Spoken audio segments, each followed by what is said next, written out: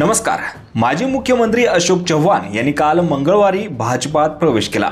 पंतप्रधान नरेंद्र मोदी यांच्या नेतृत्वाखाली देशाच्या होत असलेल्या प्रगतीनं प्रभावित होऊन पक्षप्रवेश करत आहे असं चव्हाण यांनी म्हटलंय.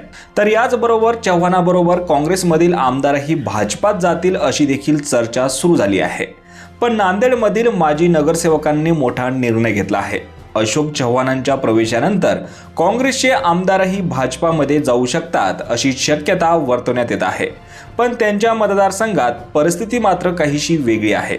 चव्हाणांच्या मतदारसंघातील माजी नगरसेवक काँग्रेसबरोबर असल्याचं स्पष्ट झालं आहे. मुंबईत काँग्रेसच्या वरिष्ठ नेत्यांची बैठक झाली. या बैठकीला माजी नगरसेवक हजर होते. त्यामुळे चव्हाणांबरोबर न जाता काँग्रेसचाच हात धरून राहण्याचा निर्णय या माजी नगरसेवकांनी घेतला आहे. दरम्यान चव्हाणांनी एका रात्रीत भाजपमध्ये प्रवेश केला. याची काहीच कल्पना मतदारसंघात न दिल्यानं नाराजीचा सूर पसरल्याचं दिसून येत आहे.